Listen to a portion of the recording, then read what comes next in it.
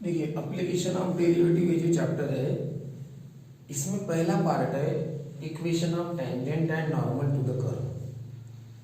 नाम क्या है? एप्लीकेशन ऑफ डेरिवेटिव, यानी डेरिवेटिव हम जितना पढ़े उसका यूज कैसे होता है। ठीक है ना? तो ये डेरिवेटिव का पहला यूज है कि कोई कर्व है और उसको टेंजेंट और नॉर्मल है।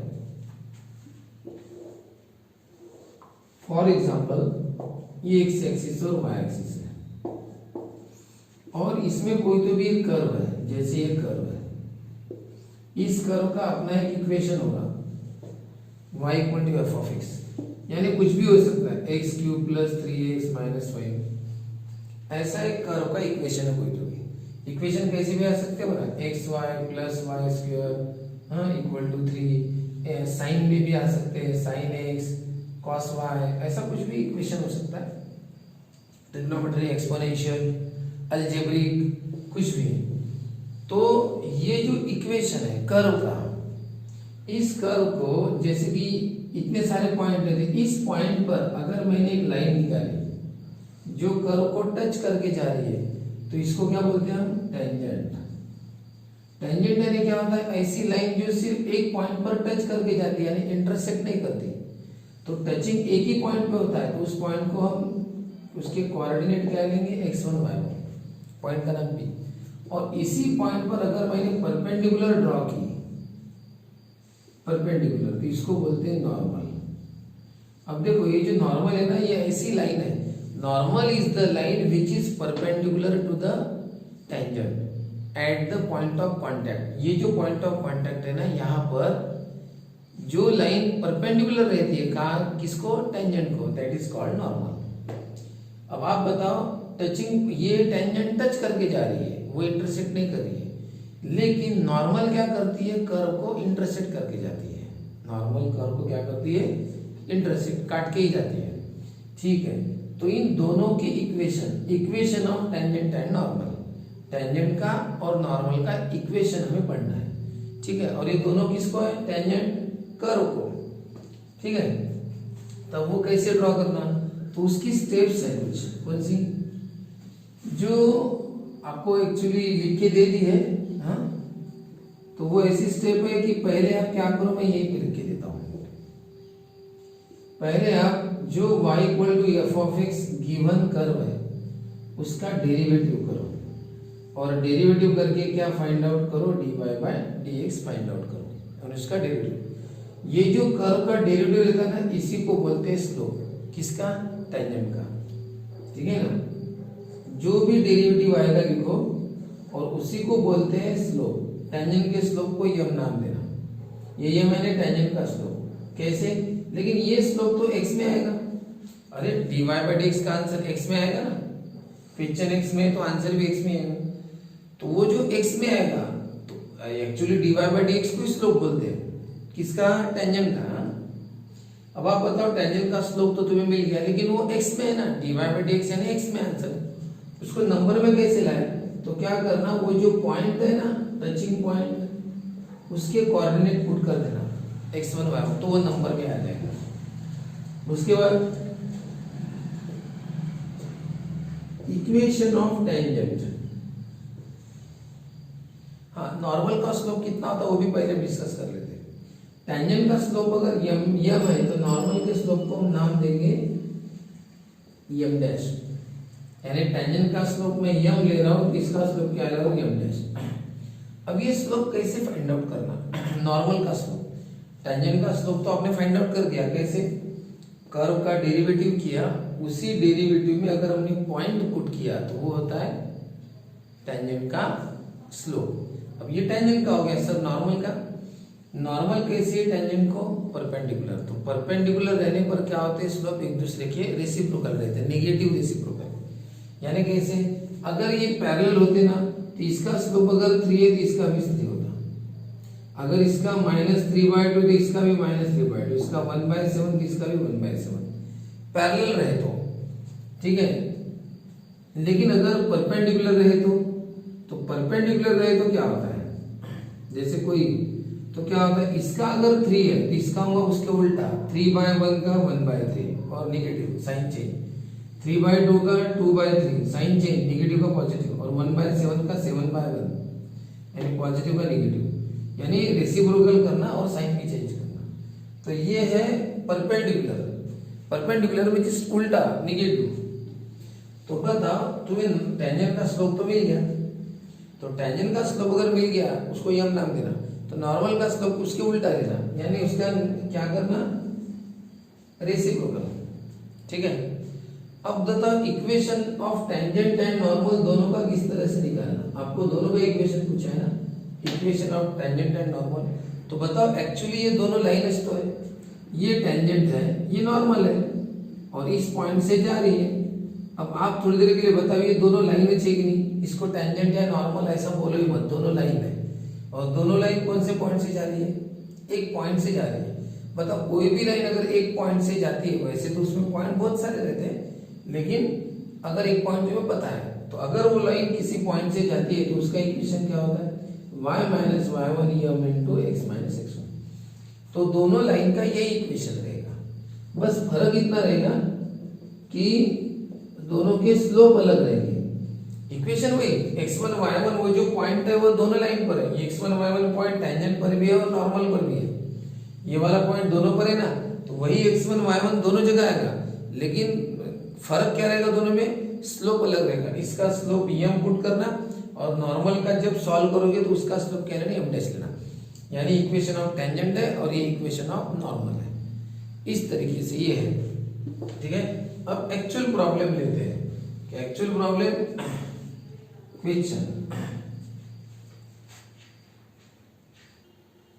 देखिए, find the equation of tangent and normal to the following curves. ये कर्व का इक्वेशन आपको दिया है, उसकी फिगर एक अंदाजे ऐसे बताई मैंने, एट द गिवन पॉइंट, और आपको पॉइंट भी दिया है उन्होंने, पॉइंट है 1,3।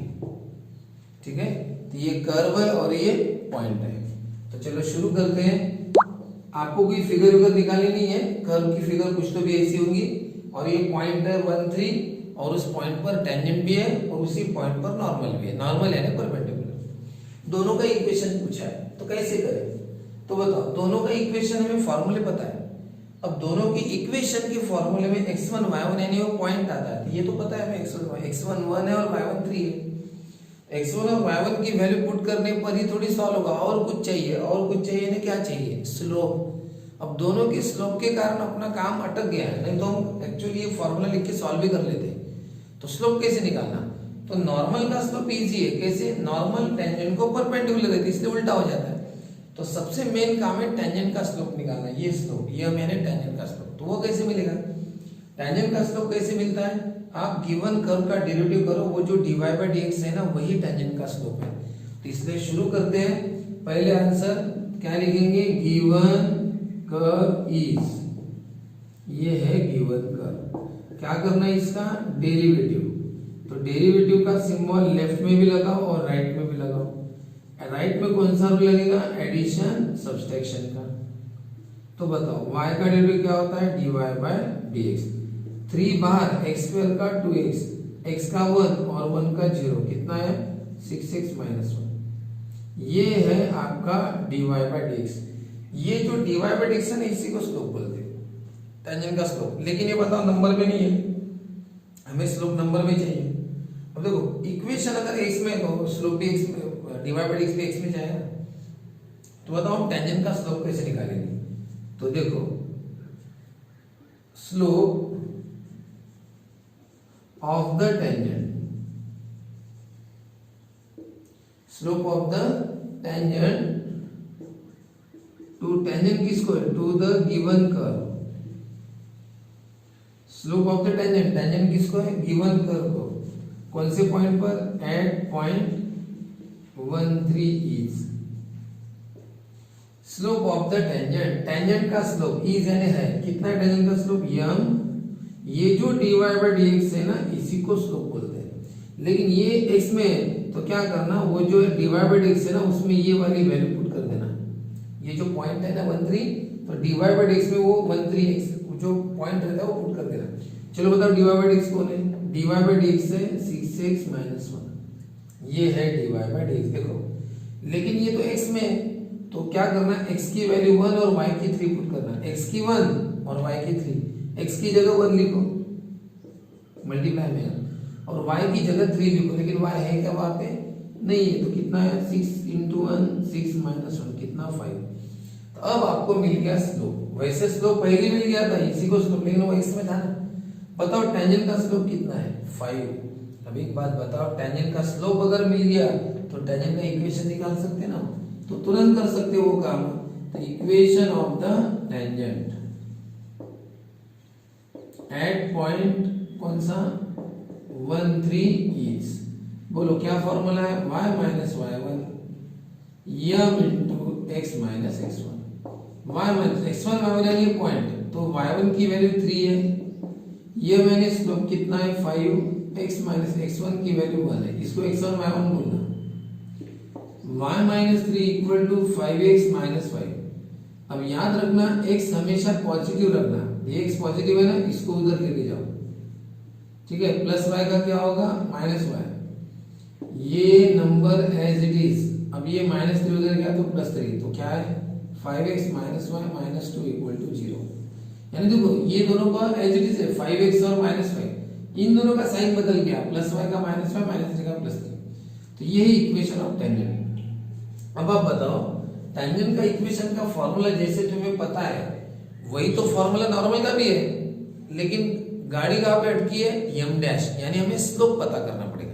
तो बताओ स्लोप कैसा पता करें, तो बताओ ये स्लोप ऑफ टेंजेंट हो गया। अब क्या लिखना, स्लोप ऑफ नॉर्मल, लेकिन कैसे निकालोगे, सिंस पहले लिखना पड़ेगा, since normal is perpendicular to the tangent, यानी नॉर्मल कैसी टेंजेंट को perpendicular, therefore slope of normal, slope of the normal बराबर है, क्या नाम देंगे उसको m dash, slope of the, ये कितना टेंजेंट का स्लोप कितना है 5 यानी 5 बाय 1, तो क्या करना 1/5 और साइन चेंज, पॉजिटिव है तो नेगेटिव, नेगेटिव होता तो पॉजिटिव। बताओ तुम्हें नॉर्मल का स्लोप मिल गया, उसको क्या नाम दिया मैंने m डैश। और अब नॉर्मल का इक्वेशन निकालो, तो क्या लिखेंगे, equation of the normal at point कौन सा है 1 3 इज। बताओ इक्वेशन वही है, y minus y1 m into x minus x1, दोनों का एक है, बस यहाँ पे स्लोप m है, यहाँ पे m डैश है। y माइनस y1 है 3, m डैश कितना है माइनस 1/5, x1 है 1, x1 1, ये 5 इधर लाओ करो, यानी कैसे उसने डिवाइड किया है तो क्या करो मल्टीप्लाई, और ये माइनस 1 इधर करो, 5 इंटू y 5y, 5 3 जा 15, minus 1 into x minus x, और 1 इंटू 1 1, सबको इधर लाओ, तो बताओ क्या होगा, ये दोनों इधर लाओ, प्लस एक्स माइनस, दोनों का साइन चेंज, माइनस का प्लस प्लस का माइनस, और उनका साइन चेंज होगा, इनका नहीं, ये दोनों जैसे वैसे, इनका साइन चेंज, इधर 0, थोड़ा सा अच्छा ढंग से लिखो, x plus 5y minus 16 equal to 0, ये है इक्वेशन ऑफ द नॉर्मल। तो ठीक है, याद रखना क्या किया, पहले कर्व का इक्वेशन जो भी है उसका डेरिवेटिव करना, डेरिवेटिव करने पर तुम्हें dy बाय dx मिलेगा, ये dy बाय dx ही टेंजेंट का स्लोप है, तो लिखना slope of the tangent to the given curve at point. तो ये जो है ना dy बाय dx, इसी को स्लोप नाम देना, लेकिन ये x में नहीं चाहिए, हमें नंबर में चाहिए, तो एट वो पॉइंट लिख देना।